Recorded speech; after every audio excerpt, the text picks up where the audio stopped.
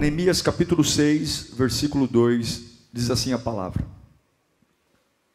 Sambalate e Gésem mandaram-me a seguinte mensagem: venha, vamos nos encontrar num dos povoados da planície de Ono. Eles, contudo, estavam tramando fazer-me mal. Por isso, enviei-lhes mensageiros com esta resposta: estou executando um grande projeto. Não posso descer. Por que parar a obra? Por que parar a obra para ir encontrar-me com vocês? Eles me mandaram 4 vezes a mesma mensagem. E em todas elas, dei-lhes a mesma resposta. Qual foi a resposta? Por que parar? Põe o versículo anterior. Por que parar a obra para ir encontrar-me com vocês? Curve a sua cabeça. Que o Espírito Santo fale com você. Você que está em casa, preste atenção. Daqui a pouco nós vamos embora, vamos ter o final de domingo que nós quisermos. Mas agora é alinhar o Espírito. Agora é viver a vontade de Deus. Senhor, nós precisamos de Ti. Oh Espírito Santo, o Senhor conhece o meu coração, sabe o meu deitar, o meu levantar. O Senhor conhece a minha alma. O Senhor sabe os nossos medos, inseguranças. E principalmente o que caminha em nossa direção. As vozes que rondam a nossa mente. E o quanto o inimigo trabalha insistentemente para destruir a nossa vida. Ó Deus, nós precisamos de Ti, Senhor. Confronta-nos se for necessário.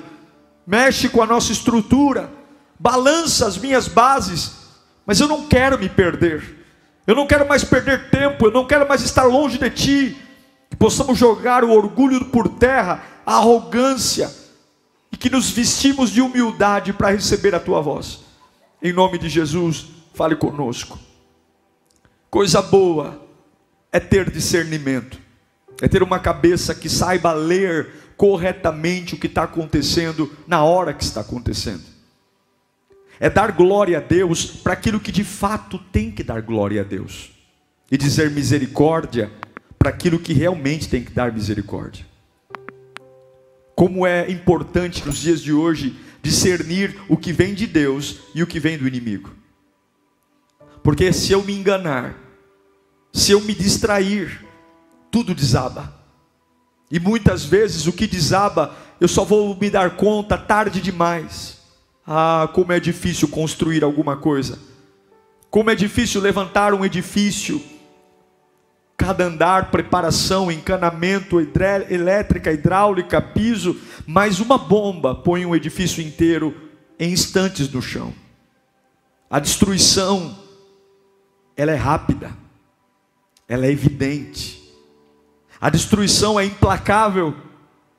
E Satanás sabe que aquilo que você leva anos para construir diante de Deus, com uma simples distração, ele pode destruir num instante, desfigurar sua fé, desfigurar a sua dependência em Deus, fazer você se sentir um estranho dentro de um ninho, um lugar onde você sempre adorou. De repente a presença de Deus é algo que você não conhece mais, porque as bases da fé foram implodidas porque eu me distraí, implodidas porque a minha cabeça dividiu espaço com coisas que não deveria.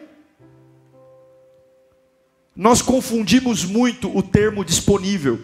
Nós achamos que estar disponível é ter tempo, é ficar em casa dizendo: olha, eu estou disponível, eu não tenho nada para fazer hoje. Mas a disponibilidade pior não é essa. A disponibilidade é aqui dentro.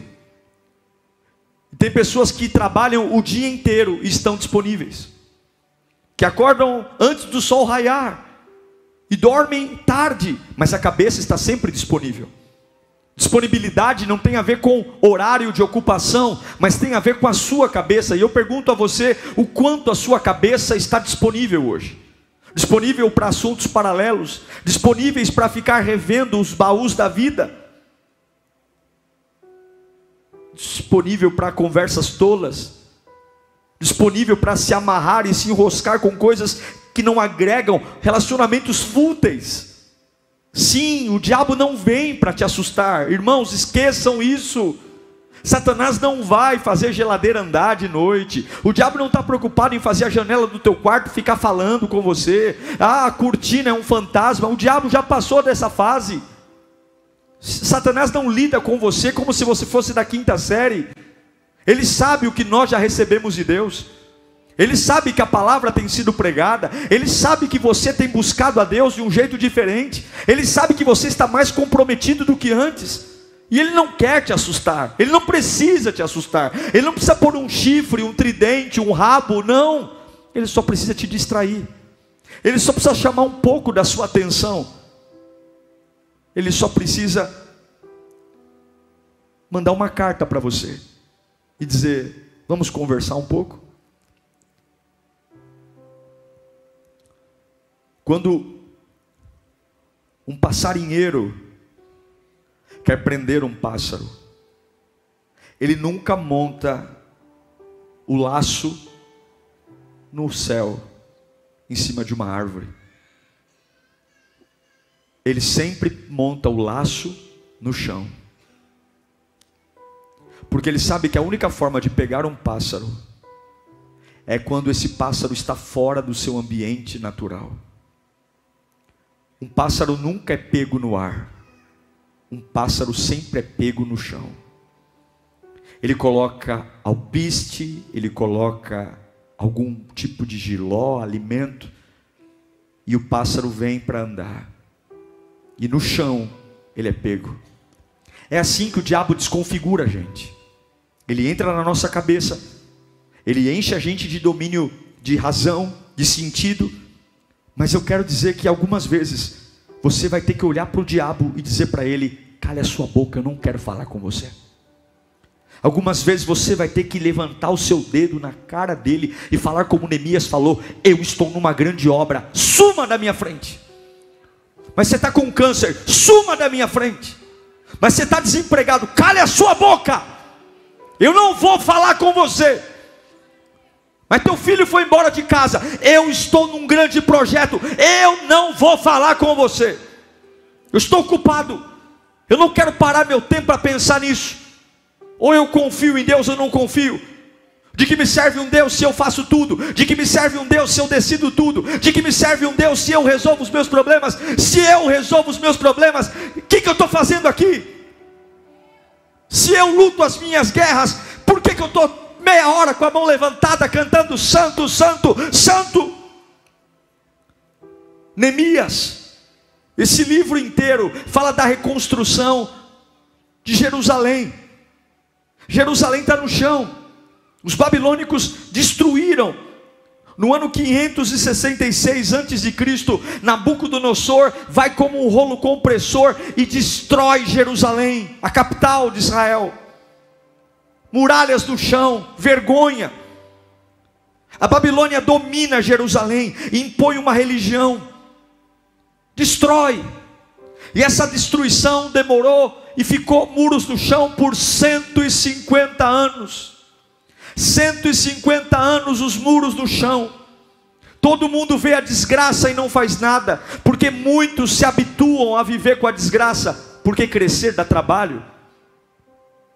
Mudar a vida dá trabalho. Algumas vezes eu coloco alguns vídeos na internet e as pessoas logo comentam assim no chat, dizendo: é fácil falar. Para quem não está na realidade que eu estou, é fácil falar. E eu fico pensando, quando é que uma pessoa que destrói sua vida imagina que vai reconstruir a sua vida de forma fácil? Por que que as pessoas estranham quando há um custo para restaurar a sua vida, seu casamento? Afinal de contas, tudo que é muito barato não vale a pena. Os muros estão no chão e ninguém se importa. Passam-se 150 anos e ninguém chora por aquilo, ninguém se lamenta. Muito pelo contrário, as pessoas se acostumam a morar nos escombros. Se acostumam a morar e falar: olha, eu tenho saudade da época que esses muros estavam em pé. Porque é assim que a gente faz. A gente é bom para contar história. A gente é bom para lembrar o quanto algum momento da nossa vida foi glorioso, e aí de repente eu pisei no tomate e tudo acabou. Nós somos bons de diagnóstico. Somos quase pessoas que trabalham em museu. Só que depois de 150 anos, um camarada chamado Neemias, que nem mora em Jerusalém, ele mora na Pérsia. Ele está andando pelo jardim do palácio e ele encontra um camarada e ele pergunta. E Neemias nunca tinha ido a Jerusalém, ele era escravo. E ele pergunta: como é que vai lá a terra dos meus avós? Já fazem 150 anos que os muros estão no chão. Como é que está a terra dos meus avós? Como é que está lá? Aí o Hanani diz para ele: ô Neemias, você nem sabe, rapaz, está tudo no chão. Olha, os que não foram mortos no ataque babilônico viraram escravos, não tem muro, não tem portão, a cidade está devastada. O Neemias não é arquiteto, o Neemias não é engenheiro, o Neemias não tem dinheiro, o Neemias é um copeiro, um camarada que experimenta a comida do rei antes do rei comer. Mas naquele dia nasceu no coração de Neemias uma indignação muito grande. É como se ele falasse: eu não vou viver sabendo do que eu acabei de saber e não vou fazer nada. Eu tenho certeza, meu irmão, que nesse momento Neemias não olhou para ele, mas olhou para aquilo que Deus queria que ele fizesse. E aqui tem uma grande diferença. Deus nunca te chamou para servi-lo, para você se basear nos recursos que você tem, mas sempre para depender dele. O teu ministério depende de Deus e não de você. O teu chamado depende de Deus e não de você. Onde Deus vai te levar, aonde Deus vai levar a tua família. Para de olhar para o extrato bancário, para de olhar para quantas faculdades você fez, para de olhar para quanto você é admirado pelas pessoas. Você tem que apenas olhar e dizer: Senhor, o que tu quer que eu faça? Porque se você caminhar para aquilo que Deus quer que você faça, Deus sempre vai prover recursos. Sempre. Você conhece a história? Neemias, ele vai na presença do rei, ele se entristece pela causa certa. O rei olha para ele e fala: Neemias, você está meio triste? Aí ele conta: olha, rei, o meu povo natal está destruído, e eu preciso que o senhor me autorize a ir lá, eu quero reconstruir aquela cidade. E a Bíblia diz que, surpreendentemente, quando Neemias faz o que ele pode, Deus faz o que Neemias não pode. O rei, além de liberar Neemias para reconstruir, o rei dá decretos para dar madeira, para dar a escolta, para que cada país que Neemias tivesse que atravessar tivesse liberdade, porque quando você faz o que pode, Deus faz o que você não pode. 150 anos os muros ficaram no chão. Neemias reconstrói a cidade em 52 dias. O que não fizeram em 150 anos, Neemias faz em 52 dias. Tem crente de 150 anos que não produz o que crente de 52 dias produz. Tem orações de 150 anos que não produzem o que orações de 52 dias produzem. Por quê? Porque crente de 150 anos, pessoas de 150 anos estão acostumadas a viver ruim. Irmãos, olha, com todo o respeito que tenho a todos vocês, mas nós temos uma tendência muito grande a nos acostumar a viver mal. Nós nos acostumamos com, por exemplo, já viu box de chuveiro? Somente aqueles que eram de acrílico. Trinca o box, a gente põe uma fita, um durex e fala assim: semana que vem eu arrumo. No dia que quebra, incomoda muito. No dia que quebra a gente fica nervoso. Mas logo que a gente coloca a fita e percebe que funciona a fita, a gente vive com aquele box por muito tempo. Quebra o vidro da janela, a gente fica nervoso. Ah, quebrou o vidro. A gente já amarra uma sacolinha plástica e quando a gente percebe, a sacolinha já está fazendo aniversário. De 10 anos, 15 anos, porque a gente se acostuma a viver mal, a gente fica chocado no dia, a gente fica nervoso, mas logo a gente vê, funciona, é ruim, é mais ou menos, mas dá, tá bom, dá, porque a gente negocia a excelência. Neemias não era ninguém, mas ele ficou indignado. Deixa eu perguntar para você, quais são as muralhas da sua vida que estão no chão, e que você se acostumou com elas? Que era uma vida maravilhosa, incrível, e de repente alguma coisa implodiu, e acabou, e você está gostando de viver no meio da ruína. Você se acostumou a tomar remédio, Você se acostumou a dormir mal, você se acostumou a chorar todo final de tarde, você se acostumou a tomar uma cachaça à noite, porque o final da noite te lembra pesadelos, então você enche a cara para os fantasmas não te destruírem. Você tem recaídas em lugares que não deveria, porque acostumou a ser manipulado pelos outros, acostumou a viver de esmola, de migalha.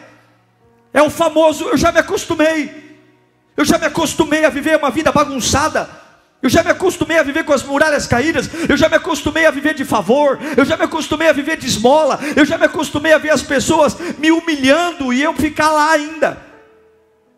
Tem gente que gosta de ser humilhado, tem gente que prefere ter uma companhia debaixo de humilhação do que encarar a solidão com dignidade. Tem gente que se sujeita a estar num ambiente que não gostam dele, tudo pelo pavor de ficar só, com medo da solidão. E eu pergunto, quais são as muralhas, lindo e linda, que você já viu erguidos e hoje estão no chão, mas você não se comove com isso, não se comove, não dói, não dói. Muito pelo contrário, ninguém toca no assunto, ninguém fala nada. E aí Neemias, que está num outro país, chora, entra em pranto, jejum. Escute, não existe avivamento com alegria, avivamento nasce de uma frustração. Não existe vida nova com festa, bolo, guaraná. Existe vida nova com luto. Existe vida nova com uma indignação em dizer: Senhor, eu não vou viver mais desse jeito. Eu não sei para onde ir, eu não sei com quem eu vou falar, eu não sei aonde eu vou arrumar força, a energia, mas eu estou confessando para o Senhor que eu não vou viver normal, sabendo do que eu estou sabendo. Eu não vou me acostumar com muralha no chão. Não existe avivamento com alegria. Todo homem bíblico que Deus avivou, antes Deus frustrou. Deus frustra. O povo hebreu, Deus ouve o clamor deles depois de 400 anos preso. Por que Deus demorou para ouvir? Por que passaram-se 400 anos para Deus ouvir o clamor do povo hebreu no Egito e mandar Moisés? Porque eles só se humilharam e se revoltaram depois de 400 anos. Se eles tivessem no primeiro ano de escravidão se humilhado e se revoltado e pedido ajuda a Deus, não precisaria 400 anos. O tempo do seu cativeiro é o tempo da sua harmonia com o seu cativeiro. Se você se acostuma a viver mal, se você se acostuma a viver uma vida mequetrefe e está tudo bem, e sabe o que é o pior? Você pode ser um crente vivendo uma vida desgraçada. Você pode ser um frequentador de igreja e ainda assim ter uma vida bem ruim. Tudo porque a gente não chora e não se acostuma, e ao contrário, se acostuma com isso. Está na hora da gente começar a olhar para algumas coisas e dizer: eu não consigo mais lidar com isso. Eu não consigo mais. Eu preciso fazer alguma coisa. Deus, eu não sei o que fazer. Eu não sei para onde ir. Deus, eu não sei como arrumar dinheiro. Deus, eu não sei se alguém vai me dar atenção. Mas eu quero te falar, Senhor, que eu não vou ficar mais sem fazer nada. Eu não vou ficar vendo esses muros no chão e fingir que nada aconteceu. Porque o seu chamado sempre será maior que você. E Deus sempre vai saber lidar com a sua insuficiência, desde que você se levante. Reconstruir envolve dor, sacrifício, entrega. E Deus está plantando em nós uma frustração, para que essa anestesia, que nos deixa com cara de paisagem, cara de sonso, faz tudo com cara de paisagem, mas por dentro está derrubado, está morto, está podre, está velho.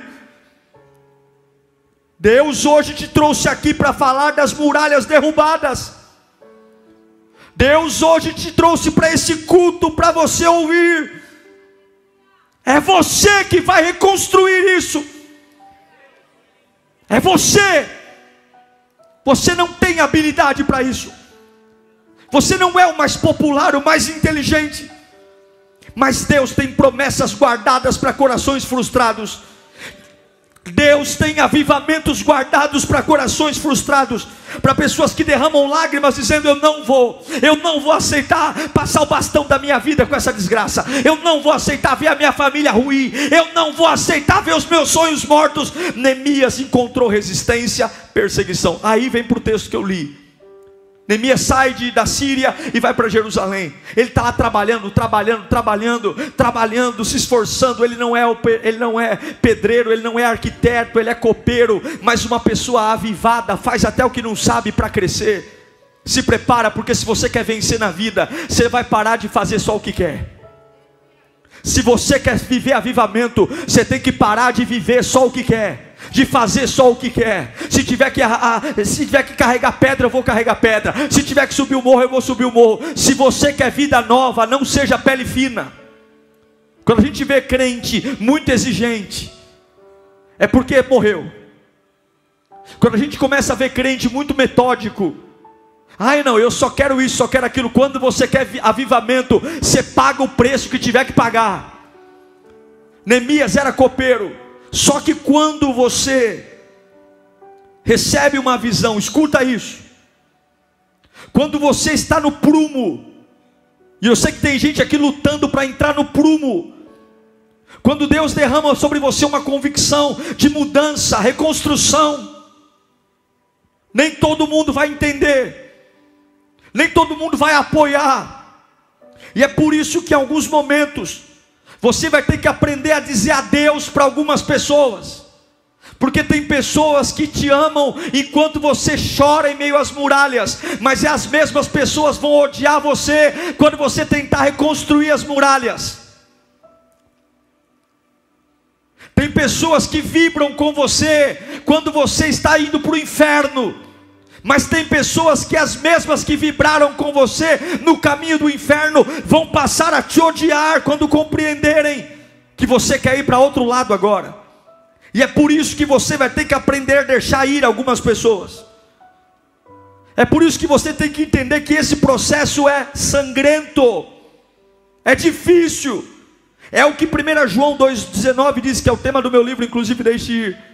Eles saíram do nosso meio, mas na realidade não eram dos nossos, pois se fossem dos nossos, se fosse meu, teria permanecido conosco. E o fato de não terem saído mostra que nenhum deles era dos nossos. Reconstrução, alguns vão, outros ficam.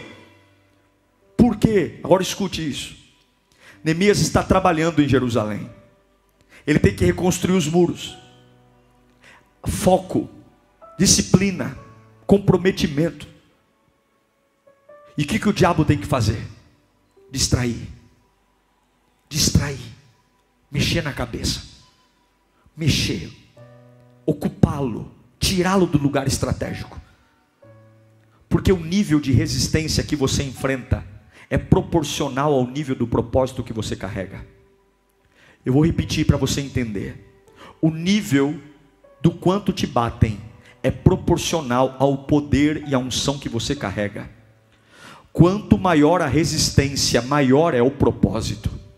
Há um cerco para matar Neemias, há um cerco para destruí-lo.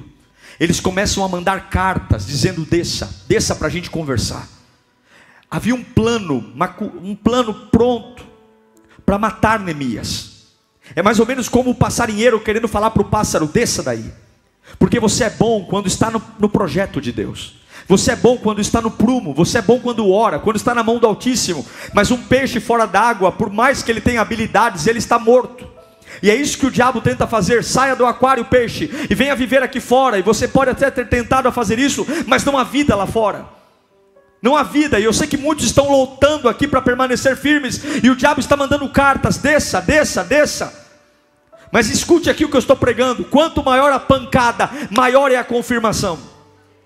Escute isso: quanto maior a pancada, maior é a confirmação que você está no caminho certo. Neemias, quando estava na Síria, ninguém ligava para ele, mas quando ele vai reconstruir o que ninguém tem coragem, ele é visado, ele é a bola da vez. E como é que eu não me distraio? Eu vou te ensinar aqui a não se distrair. A primeira coisa: faça algo grande, viva por algo grande. E o que é algo grande? É maior que você, é maior que o seu dinheiro. Se você vive por algo pessoal, pequeno, o diabo te distrai. Ele põe alguém para infernizar você, ele põe alguém para distrair você, ele faz um negócio que você está trabalhando, dá errado, pronto. É um contrato que você queria assinar e não foi possível, você já está nervoso, já está irritado. É um namoro que não deu certo, é uma traição que aconteceu, pronto. Se você vive por projetos pequenos, o diabo te distrai. É por isso que nós fomos chamados para olhar para Cristo, olhar para a cruz, amá-lo acima de todas as coisas, porque quando as coisas terrenas não funcionam, eu ainda me mantenho vivo e aceso, porque o que me mantém é um grande projeto. E o que é um grande projeto? Um grande projeto aponta para Deus, um grande projeto abençoa pessoas, e um grande projeto é maior que você. Eu vou dizer de novo: um grande projeto aponta para Deus, um grande projeto abençoa pessoas, e um grande projeto é maior que você. E eu me pergunto: o que tem animado você, o que tem feito você pular da cama de manhã, é maior que você, aponta para Deus e abençoa pessoas? Se o seu grande projeto é comprar um carro, você está morto. Se o teu grande projeto de vida é comprar uma casa, você está em perigo. Se o teu grande projeto é engravidar, já era. Se o teu grande projeto é ser bem sucedido na tua empresa e ter um cargo maior, isso é pouco, porque o diabo pode travar esses projetos, e se ele paralisar esses projetos pequenos, você morre. E eu não estou dizendo que você não pode querer ter um carro, uma casa, um filho, um trabalho, mas você não pode se mover por isso. Você não pode dar o seu coração a algo que o inimigo pode tirar de você, porque se ele tirar, ele leva o seu coração junto. É claro que nós queremos enriquecer, prosperar, é claro que nós queremos ter uma vida maravilhosa, mas eu não posso me mover por isso. Jesus disse: buscar primeiro o meu reino e a minha justiça, e todas essas coisas vos serão acrescentadas: comida, bebida e vestido. Se você não tiver um grande projeto, você vai se distrair. Se você não tiver um grande projeto, as pessoas vão manipular a sua cabeça. Se você não tiver um grande projeto, você vai viver por fases. Se você não tiver um grande projeto, você vai ter um humor duplo. Se você não tiver um grande projeto, a sua adoração nem sempre vai funcionar. Se você tiver um grande projeto, você vai passar vergonha, porque o inimigo, ele é astuto em roubar, matar e destruir, e ele é o pai da mentira. Ele manipula, ele encena, ele engana, ele faz você parecer que aquilo é verdade e é mentira. O diabo, ele não joga para te assustar, mas ele joga para te distrair. Ei, Neemias, desça, vamos conversar. 4 vezes ele mandou carta, 4 vezes, e Neemias diz: 4 vezes eu respondi: por que parar esse grande projeto para eu ir falar com você?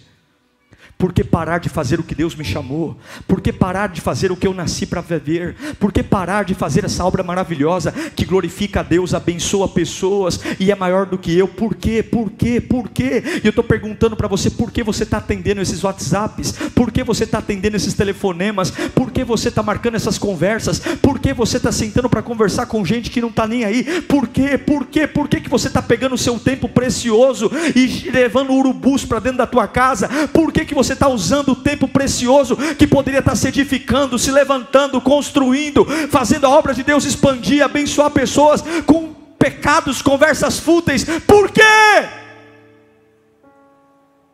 E quantos desceram da montanha e não voltaram mais? O diabo disse: é uma conversa rápida, é uma conversa de 10 minutos, já você volta. Já se passaram 10 anos. 10 anos que eu não sei quem eu sou. 10 anos que eu não sei para onde eu vou, 10 anos que a minha família acabou, 10 anos que o meu casamento acabou, 10 anos que a minha alegria acabou, 10 anos que eu não sei o que é viver.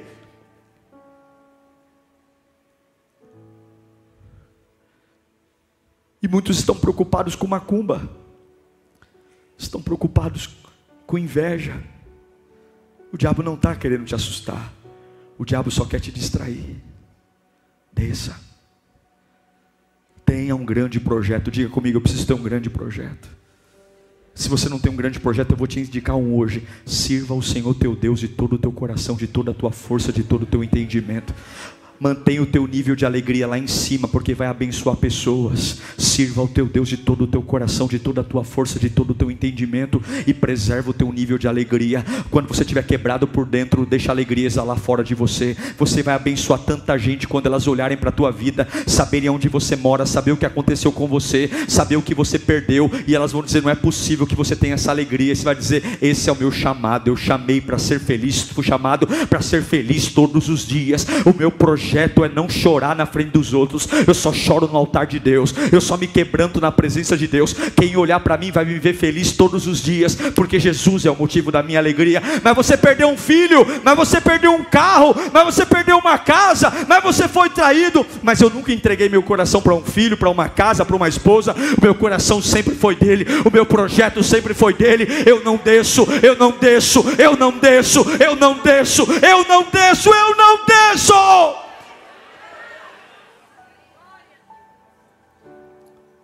Tem uma grande obra. Cuidado com as distrações, críticas, calúnias. Crítica dói? Claro, mas não se distraia. Está num trabalho, alguém está criticando o seu trabalho, e tem gente que é mequetrefe, sem vergonha, critica você sorrindo. Sabe aquela pessoa que te apunhala, sangra em você, e ela faz aquilo com um ar de que ela não se compromete? A famosa indireta.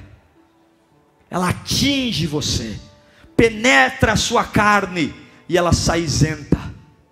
E se você ainda for tirar satisfação, ela vai dizer: a carapuça serviu? Dói, mas não desça. Não desça. Porque quando você se cala, Deus te defende. Quando você fecha a sua boca, quem fala por você é o Senhor. Quando você fecha a sua boca, é Jeová que fala por você.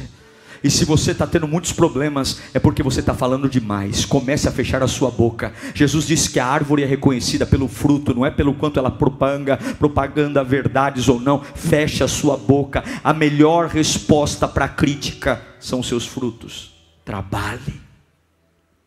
Sambalat e Gessem: desce, Neemias. Os mensageiros, 4 cartas, desce. E a resposta é a mesma: eu estou num grande projeto. Por que parar a obra para falar com vocês? Não. Me dá outro bloco aqui, me dá outro cimento aqui. Não. Quando os muros estiverem em pé, vocês vão entender por que eu não desci. Quando os muros estiverem em pé, vocês vão entender por que eu ignorei essa ofensa. Quando os muros estiverem em pé, vocês vão entender por que eu não fui tirar satisfação. Quando os muros estiverem em pé, vocês vão entender por que eu não respondi o WhatsApp. Quando os muros estiverem em pé, vocês vão entender por que eu não fui bater boca com ninguém. Porque enquanto vocês queriam me matar, eu estava cumprindo o propósito pelo qual Deus me chamou.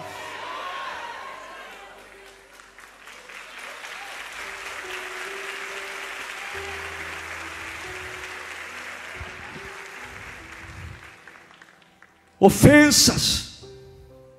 Se você não guardar o teu coração na ofensa, você vai morrer. A ofensa é uma cilada diabólica, porque a ofensa, ela não separa, a ofensa une. É uma coisa do inferno a ofensa. Porque quando você está ofendido com alguém, olha que ironia, você bloqueia, você não quer ver a cara da pessoa, você não suporta olhar para ela, mas ela vem morar dentro de você. Você acorda, almoça, janta, toma banho, pensando na pessoa. É diabólico. E de repente você não trabalha direito, você não adora direito, Você dorme pensando naquela pessoa, porque a ofensa, ela não separa, a ofensa une. 4 cartas dessa. Neemias, ele não dá importância. E aí, por fim, quando o convite não é aceito, eles vão para o lado, quando a crítica não pega, quando a ofensa não pega, eles vão para o lado da ameaça. Ou seja, eu vou te matar aí mesmo. Se você continuar, eu vou acabar com o teu projeto. Eu vou acabar. Mas aí você tem que trazer à memória quem te chamou para começar a obra. Toda vez que você se sentir ameaçado por algo, lembre quem te chamou para fazer o que você está fazendo. Se você começou sozinho, volta para o início e põe Deus lá. Agora, se você está fazendo algo que Deus colocou na sua mão, não tenha medo de ameaça, porque nenhuma tirania, nenhum medo vai destruir o que Deus colocou na tua mão. Sabe o que eu lembro? Eu lembro do Salmo 27, versículo 1. A Bíblia diz: o Senhor é a minha luz e a minha salvação. De quem terei temor? De quem? Quem é o grandão? Quem é o poderoso? Quem é a autoridade? Quem é o rico?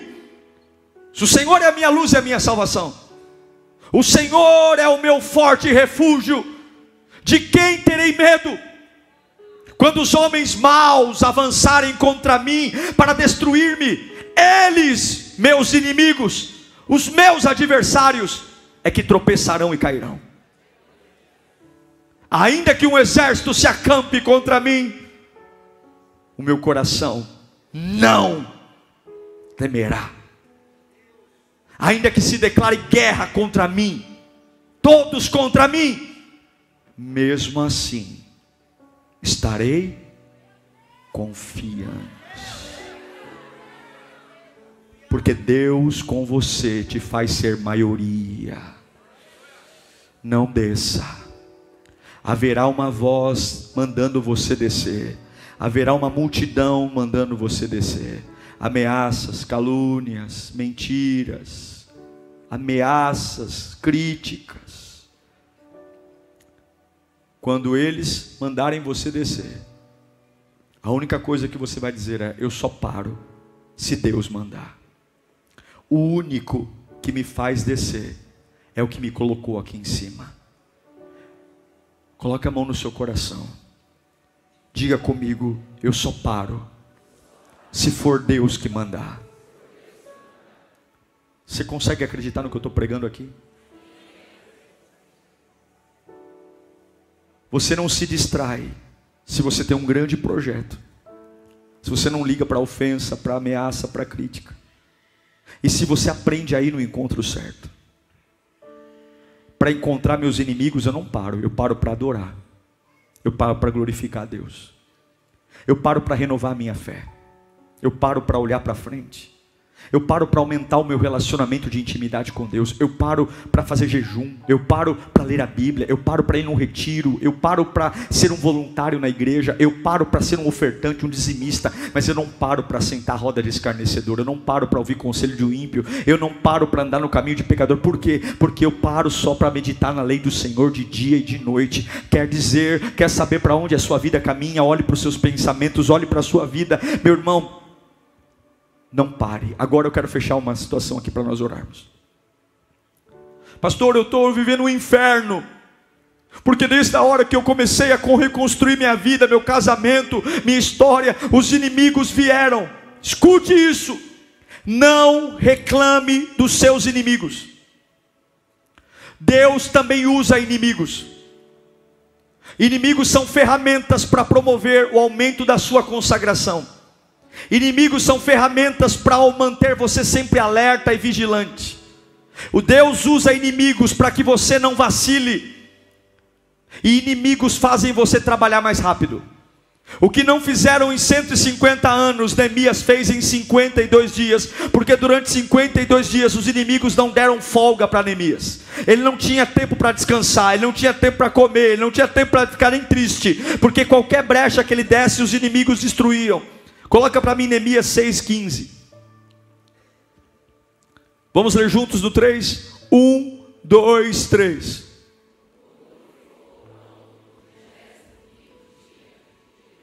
Quanto? Mas embaixo. Quantos anos o muro ficou no chão sem ninguém fazer nada? 150 anos. Em quantos dias um copeiro reconstruiu os muros? 52 dias.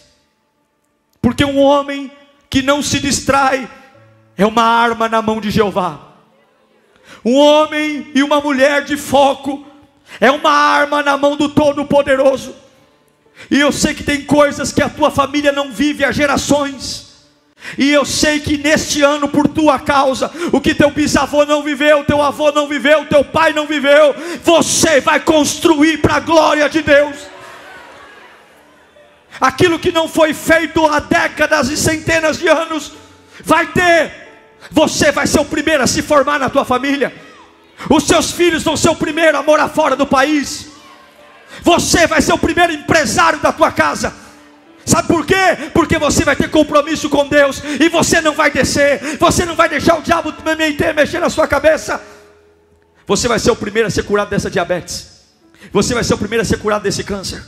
Você vai ser o primeiro nessa família que todo mundo divorcia, a ser o primeiro a ter um casamento honesto, onde vai fazer bodas de ouro, 50 anos de casado, e todo mundo que na família diz, casamento é bobagem, vai olhar para você e dizer, aquele ali fez o que ninguém na minha família fez.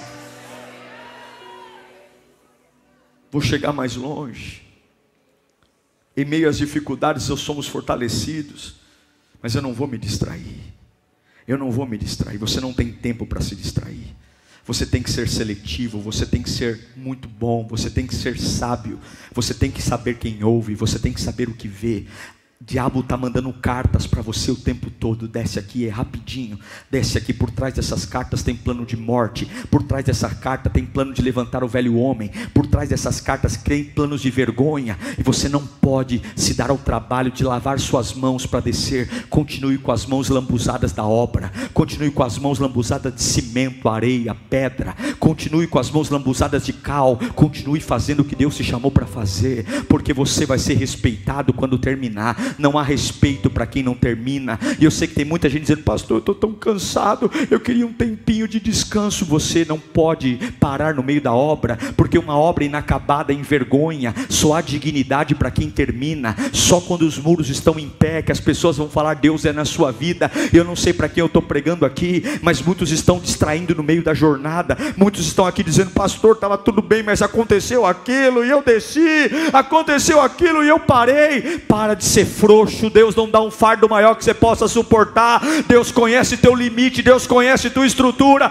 Deus sabe, e a corrente do capeta está na mão de Deus. O diabo tem a liberdade que Deus dá a ele. Levanta a sua mão para cá. Hoje acabou o conformismo com as muralhas. Hoje nós iniciamos a frustração da reconstrução, em nome de Jesus. Fecha os seus olhos. O que não tem na sua família? O que não tem na sua casa? O que não tem nos seus sonhos? O que não tem? O que não tem? O que você se acostumou a viver mal? Se acostumou. Por quê? Ah, pastor, eu me acostumei porque eu não tenho escolha. Eu não tenho escolha, mas Neemias não tinha também. Ele é um copeiro. Ele não tem dinheiro, ele não tem nada. Não tem a ver com você. Deus não está atrás do seu dinheiro. Deus só está atrás da sua fé. Se você é capaz de se revoltar e dizer, acabou, eu vou transformar. Chega, eu vou mudar a minha vida. E a hora que Deus vê um homem com uma frustração, os decretos começam a ser assinados. Deus começa a abrir porta onde você nunca imaginou. Deus começa a te levantar para lugares que você nunca imaginou. Deus começa a te colocar em lugares de honra. Deus começa a abrir jornadas. E de repente você fala, meu Deus do céu, eu nunca imaginei trabalhar aqui. Eu nunca imaginei ter acesso a essa pessoa. Eu nunca imaginei. E você fala, só Deus pode fazer um negócio desse. Só Deus, por quê? Porque eu chorei, eu fui capaz de chorar. E aí quando você estiver trabalhando, quando você estiver servindo a Deus, e eu sei que tem muitas pessoas aqui assim, vão chegar as cartas e você vai dizer, não vou descer. Eu não vou descer. Feche os seus olhos e diga, eu não posso descer. vai dizendo: eu não vou descer, eu não vou, porque eu estou num grande projeto.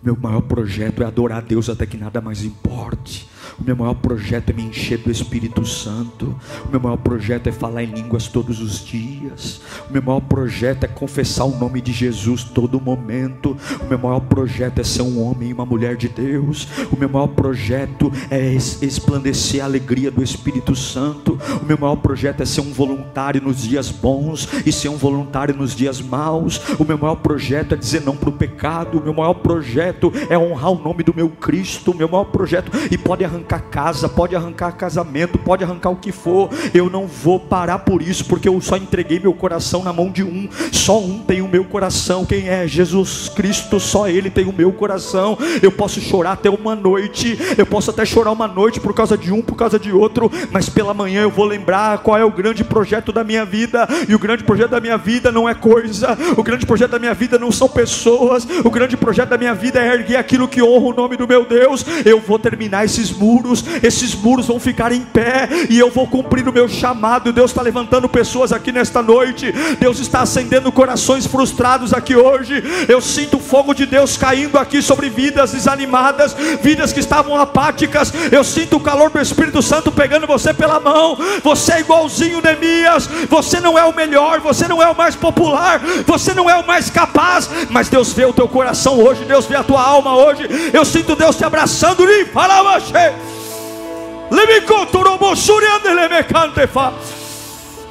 Tu está passando algo terrível, mas Deus diz: não desça. É pressão para todo lado, e Deus diz: